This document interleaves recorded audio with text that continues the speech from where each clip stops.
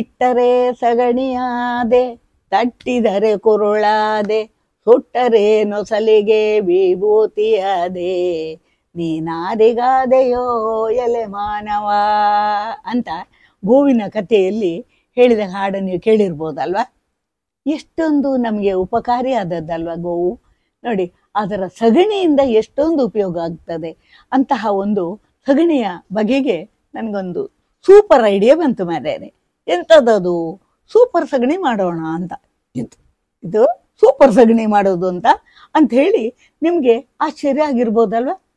ಅಲ್ಲ, ಈ ಒಂದು ಸೂಪರ್ ಸಗಣಿ ಯೋಜನೆ ಅಂದರೆ ನಮ್ಮ ಮನೆಯವ್ರನ್ನೆಲ್ಲ ಒಂದಿನ ಕರೆಸಿದೆ, ಕರೆದು ಹೇಳಿದೆ, ನೋಡಿ ನಾವು ಕೂಡ ಈ ಎಲ್ಲ ಕಲುಷಿತವಾದಂಥ ವಿಷಭರಿತವಾದಂಥ ಆಹಾರ ತಿನ್ನೋ ಬದಲು ನಮ್ಮ ಮನೆಯಲ್ಲಿ ಬೆಳೆಯುವಂತಹ ಒಂದು ಸಸ್ಯಗಳಿಗೆ ನಾವು ಯಾವುದೇ ರಾಸಾಯನಿಕ ಗೊಬ್ಬರ ಹಾಕದೆ, ಅಂದರೆ ವಿಷ ಹಾಕದೆ ಸಗಣಿಯ ಗೊಬ್ಬರವನ್ನು ಹಾಕಿ ನಾವು ತರಕಾರಿ ಬೆಳೆಯೋಣ ಅಂತ. ಯಾಕೆಂದರೆ ನಮ್ಮ ಮನೆ ಮಂದಿ ಎಲ್ಲರಿಗೂ ತರಕಾರಿ ಬೆಳೆಯೋ ಹುಚ್ಚುಂಟು. ಆದ್ದರಿಂದ ನನಗೂ ತುಂಬ ಖುಷಿ. ಹಾಗಾಗಿ ನಾನೇನು ಮಾಡಿದ್ದೆ, ಅದಕ್ಕೆ ಗೊಬ್ಬರ ಬೇಕಲ್ಲ, ಇವರು ಹಟ್ಟಿ ಎಲ್ಲಿಂದ ಗೋಶಾಲೆಗಳಿಂದ ತರ್ತಿದ್ರು. ಈಗ ಬೇಡ, ನಾವೇ ಯಾಕೆ ಗೊಬ್ಬರ ತಯಾರು ಮಾಡಬಾರ್ದು ಅಂಥೇಳಿ ಊರವ್ರು ನಮ್ಮ ಮನೆಯವ್ರನ್ನೆಲ್ಲ ಒಂದು ದಿನ ಕೂರಿಸಿ ನಮ್ಮ ಯೋಜನೆ ಹೇಳಿದೆ. ನೋಡಿ, ನಾವು ಸಗಣಿ ತಂದು ಸಗಣಿಯಿಂದ ಗೊಬ್ಬರ ಮಾಡೋದು ತಂದಲ್ಲ, ಸಗಣಿಯಿಂದ ಗೊಬ್ಬರ ಮಾಡೋದರಿಂದ ಯಾವ ರೀತಿ ನಾವು ಒಳ್ಳೆಯ ಆಹಾರವನ್ನು ನಮ್ಮ ದೇಹಕ್ಕೆ ಬೇಕಾದಂತಹ ಒಂದು ವಿಷರಹಿತ ಆಹಾರ ತಿನ್ಬಹುದು. ಹಾಗೆ ಪರಿಸರ ಕೂಡ ಶುದ್ಧವಾಗಿರುತ್ತೆ, ಭೂಮಿಯು ಕೂಡ ಒಂದು ಅದೇ ಕಲುಷಿತವಾಗದೆ ವಿಷರಹಿತವಾಗಿ ಇರ್ತದೆ, ಕೆಮಿಕಲ್ಸ್ ಇಲ್ಲದಿದ್ರೆ ಅಂತ ಎಲ್ಲ ಹೇಳಿದೆ. ಅಷ್ಟೆಲ್ಲ ನಾನು ಹೇಳ್ತಾ ಹೋದಾಗ ನನ್ನ ಮೊಮ್ಮಗ ಕೇಳಿದ, ಅಲ್ಲ ಅಜ್ಜಿ, ನಮ್ಮ ಮನೆಯಲ್ಲಿ ದನಗಳೇ ಇಲ್ವಲ್ಲ, ಹೇಗೆ ನಾವು ಗೊಬ್ಬರ ಮಾಡೋದು ಅಂತ. ಅದಕ್ಕೆ ಹೇಳಿದ, ಅಯ್ಯೋ ದೇವರೇ, ನಮ್ಮ ಮನೆಯಲ್ಲಿ ದನಗಳಿಲ್ದಿದ್ರೆ ಏನಾಯ್ತಪ್ಪ, ಊರು ತುಂಬ ದನ ಇಲ್ವಾ, ಆ ಊರು ತುಂಬ ಇರುವಂತಹ ದನಗಳ ಒಂದು ಸಗಣಿಯನ್ನು ತರೋಣ. ಇವರಿಗೆಲ್ಲ ಆಶ್ಚರ್ಯ ಆಯ್ತು, ಎಂಥದ್ದು ಊರಲ್ಲಿರುವ ದನಗಳದ್ದು ಸಗಣಿಯನ್ನು ನಾವೆಂತ ತರೋದು ಅಂತ. ಆಗ ಎಲ್ಲ ವಿವರಣೆ ಕೊಟ್ಟು ಹೇಳಿದೆ, ನೋಡಿ ಈಗ ಬೀದಿಗಳಲ್ಲಿ ಸಗಣಿ ಹಾಕಿ ಹೋಗ್ತವೆ ದನಗಳು. ಯಾಕೆಂದರೆ ಈಗ ದನ ಮೇಯಿಸೋರು ಯಾರಿಲ್ಲ ನೋಡಿ, ಗೋಪಾಲಕರಿಲ್ಲ, ಎಲ್ಲ ಬೀದಿಯಲ್ಲಿ ಬಿಟ್ಬಿಡೋದು. ಆ ದನಗಳು ಹೋಗ್ತಾ ಇರೋದು ಎಲ್ಲ ಆಯ್ತಾ, ಅಲ್ಲಿ ಬೇಕಾದಾಗ ಬರೋದು, ಬೇಡಾದಾಗ ಹಾಲು ಕರಿಯೋ ಕಾಲದಲ್ಲಿ ಮನೇಲಿ ಇರ್ತಾವೆ, ಮತ್ತಿಲ್ಲದಿದ್ರೆ ಬೀದಿಯಲ್ಲಿ ಇರ್ತಾವೆ ಅಲ್ವಾ. ಅದರಿಂದ ಅಂತಹ ದನಗಳೆಲ್ಲ ಕಡೆ ಸಗಣಿ ಹಾಕಿರ್ತವೆ. ಆಮೇಲೆ ಬಸ್ ಸ್ಟ್ಯಾಂಡಿನಲ್ಲಿ ರಾತ್ರಿ ಮಲಗೋದು ಅಲ್ಲೇ ಹೋಗೋಳು ಪಾಪ, ಅದರಿಂದ ಅಲ್ಲೂ ಇರ್ತದೆ. ಹಾಗೆ ಆಟದ ಮೈದಾನಕ್ಕೆ ಆಟ ಆಡ್ಲಿಕ್ಕೆ ಹೋದರೆ ಅಲ್ಲೂ ಸಗಣಿ ಹಾಕಿ ಹೋಗಿರ್ತವೆ, ದನಗಳ ಅಲ್ಲಿ ಇಲ್ಲಿ ಮಲ್ಕೊಂಡಿರ್ತವೆ. ಆದ್ದರಿಂದ ಈ ಒಂದು ಮೊಬೈಲ್ನಲ್ಲಿ ಸಗಣಿ ತುಳಿದು ಜಾರಿ ಬೀಳುವಂತಹ ಘಟನೆಗಳನ್ನು ನಾವು ನೋಡಿದ್ದೇವೆ. ಇನ್ನೇ ಮಾಡ್ತಾರೆ, ಹೆಣ್ಣು ಮಕ್ಕಳಂತೂ ಮೊಬೈಲ್ ಹಿಡಿದ್ರೆ, ಒಂದು ಕಾಲದಲ್ಲಿ ಹೇಳ್ತಿದ್ರಲ್ಲ, ನೆಲ ನೋಡ್ತಾ ನಳಿಬೇಕು, ನೆಲ ನೋಡ್ತಾ ಹೋಗಬೇಕು ಅಂತ. ಇವಳು ತಲೆ ತಗ್ಗಿಸಿ ನೆಲ ನೋಡ್ತಾ ಹೋಗಬೇಕು. ಆದರೆ ಈಗ ಹೆಣ್ಣು ಮಕ್ಕಳ ಗಂಡು ಮಕ್ಕಳು ಯಾರು ತಲೆ ತೆಗಿಸೋ ಇದ್ದಿಲ್ಲ, ನೆಲ ನೋಡ್ತಾ ಹೋಗೋದಿಲ್ಲ. ಇವ್ರು ನೋಡ್ತಾ ಹೋಗೋದು ಯಾವುದನ್ನ, ಮೊಬೈಲನ್ನು ನೋಡ್ತಾ ಹೋಗೋದು. ನೋಡ್ತಾ ಹೋಗುವಾಗ ದಾರಿಯಲ್ಲಿ ಸಗಣಿ ತುಳಿದು ಜಾರಿ ಬಿದ್ದವರಿದ್ದಾರೆ, ಅದನ್ನು ತೊಳೆದು ಬಟ್ಟೆ ಗಲೀಜು ಮಾಡಿಕೊಂಡಿದ್ದಾರೆ ಅಲ್ವಾ. ಅಂತಹ ಒಂದು ಘಟನೆಗಳೆಲ್ಲ ನೋಡಿದಾಗ ನಮಗೂ ಅನ್ನಿಸ್ತು, ಏನು ನಾವು ಆ ಸಗಣಿಗಳನ್ನೆಲ್ಲ ಒಟ್ಟು ಮಾಡಿ ತರೋಣ ಅಂತ ಹೇಳಿದೆ. ಆಗ ನಮ್ಮ ಆಸ್ಪತ್ರೆಯಲ್ಲಿ ಡಾಕ್ಟರ್, ನನ್ನ ಮಗ, ಅವನು ಹೇಳಿದ, ಅಮ್ಮ ನಮ್ಮ ಆಸ್ಪತ್ರೆ ಕಾಂಪೌಂಡ್ನಲ್ಲಿ ಬೇಕಾದಷ್ಟು ದನಗಳು ಬರ್ತವೆ, ಅಲ್ಲಿ ಬಂದು ಸಗಣಿ ಹಾಕ್ತವೆ, ಕಾರಿಡಾರ್ನಲ್ಲಿ ಮಲಗ್ತವೆ, ಆ ಕಾರಿಡಾರ್ನಲ್ಲಿ ಸಗಣಿ ಕೂಡ ಹಾಕಿರ್ತವೆ. ನಮ್ಮ ಕೆಲಸದವನಿಗೆ ಏನು ಅದನ್ನು ನೋಡುವಂಥದ್ದು ಸಿಟ್ಟು ಅವನಿಗೆ, ಅಲ್ಲಿರುವ ದನಗಳನ್ನು.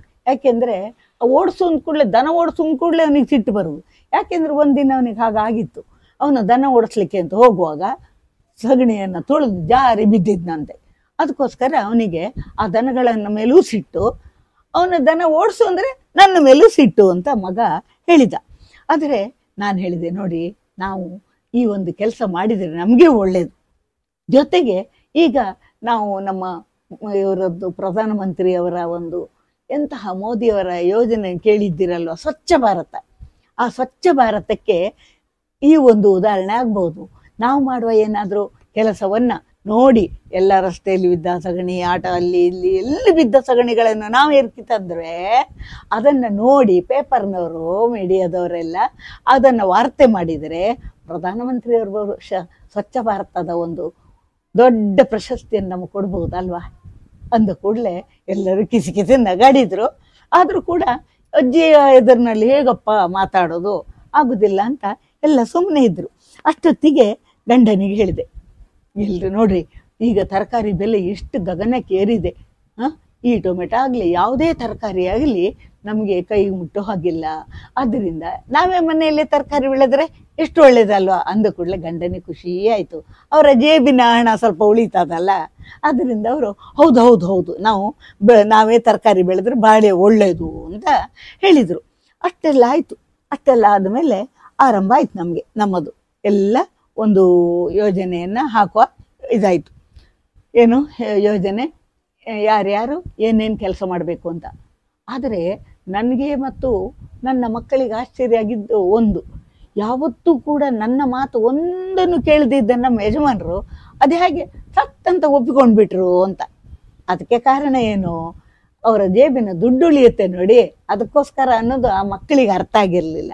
ಆಯಿತು, ಒಟ್ಟಿನಲ್ಲಿ ಎಲ್ಲರೂ ಒಪ್ಪಿ ಆಯಿತು.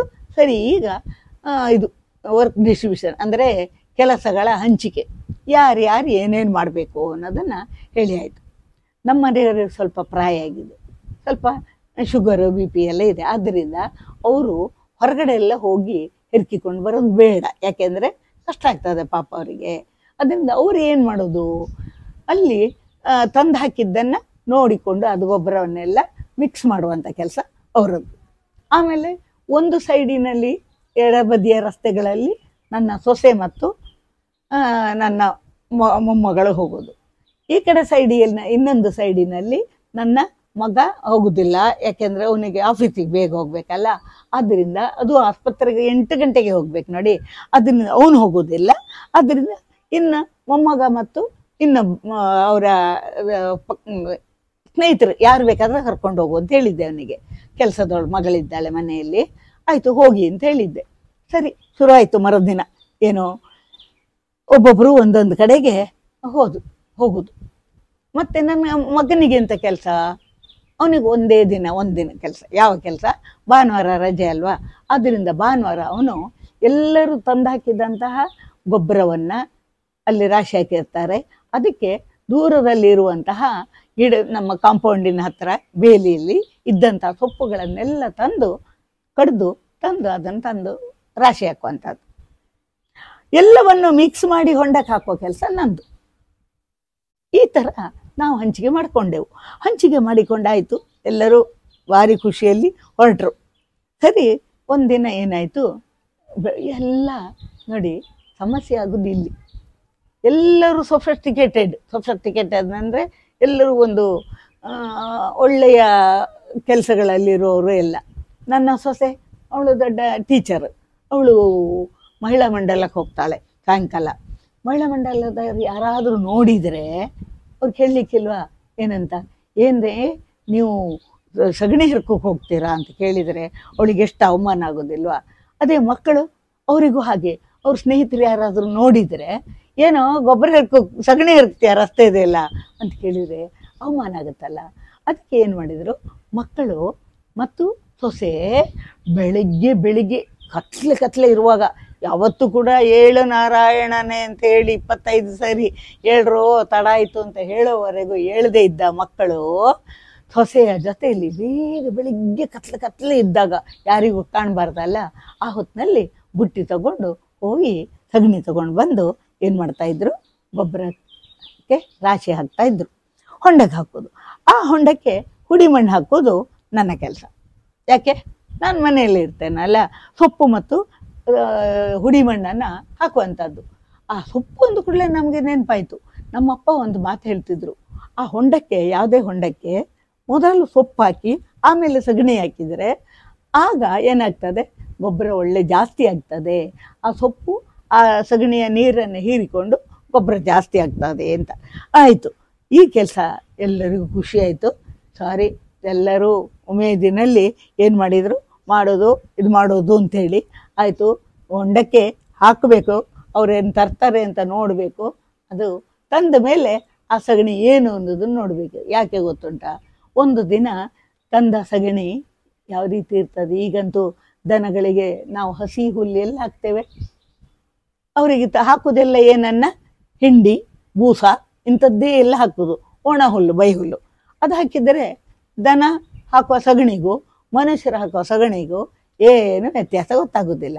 ಆದ್ದರಿಂದ ಅದರ ಬಗ್ಗೆ ಎಲ್ಲ ಒಂದು ಯೋಜನೆ ಮಾಡಬೇಕು, ಯೋಚನೆ ಹಾಕ್ಕೊಳ್ಬೇಕು, ನೋಡಿಕೊಂಡು ತರಬೇಕು ಅಂತೆಲ್ಲ ಮಕ್ಕಳಿಗೆಲ್ಲ ಸಲಹೆ ಸೂಚನೆ ಕೊಟ್ಟಾಯಿತು. ಅವರೆಲ್ಲ ಇನ್ನು ಹೊರಡ್ತಾರೆ. ಆಯಿತು, ನೀವು ಕೂಡ ನಿಮ್ಮ ಮನೆಯಲ್ಲೂ ಸಗಣಿ ಗೊಬ್ಬರ ಮಾಡುವಂತಹ, ಅಂದರೆ ನಿಮ್ಮ ಮನೆಯಲ್ಲೇ ಮಾಡುವಂತಹ ಒಂದು ಯೋಜನೆಯನ್ನು ಯೋಚನೆ ಮಾಡಿ. ಆಯಿತಾ, ಈಗ ಕಾಫಿ ಮಾಡಬೇಕು, ಮತ್ತೆ ಭೇಟಿಯಾಗೋಣ.